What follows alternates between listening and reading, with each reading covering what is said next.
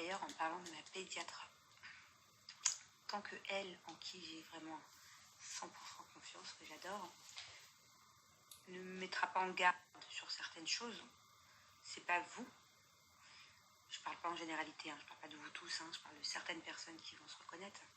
C'est pas vous, soit des gamines, soit des mamans parfaites, parce que ça me fait bien rire aussi, qui allez m'inquiéter ou qui allez m'atteindre. Je m'explique. Quand je vois certaines personnes ou certains commentaires sur mon fils, déjà, encore une fois, c'est pas pareil quand je fais des trucs sur mon fils ou des trucs sur moi-même. Moi-même, je m'en fous.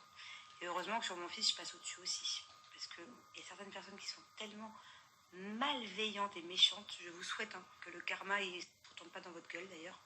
Parce que moi, je suis quand même quelqu'un de gentil et je vous souhaite pas de mal.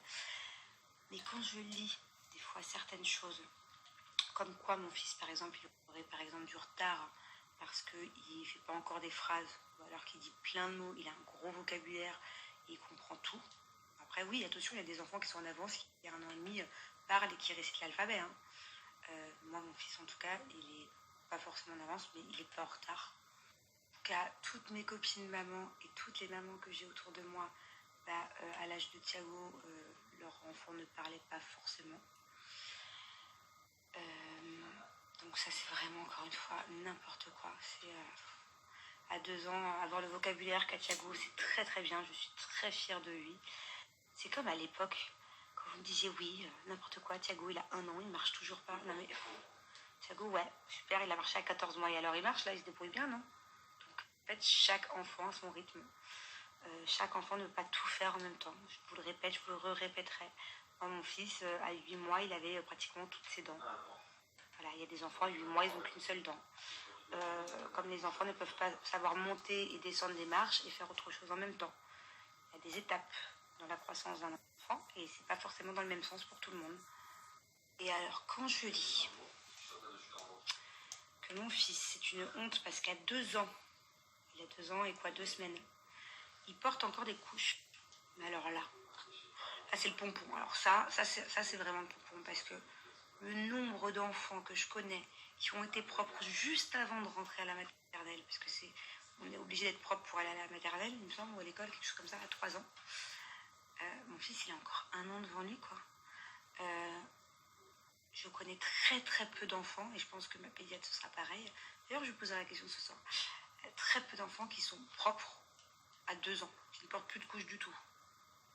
Donc, encore une fois, je suis très fière de mon petit bonhomme qui, à 2 ans, effectivement, me demande le pot de temps en temps, qui, comme avant-hier à Saint-Tropez, quand on le laisse tout nu ou en maillot toute l'après-midi, il se fait pas pipi dessus, il nous demande pour aller aux toilettes. Bon, il a un peu peur des toilettes, il veut le pot parce qu'il a peur d'aller sur les grandes toilettes des grands.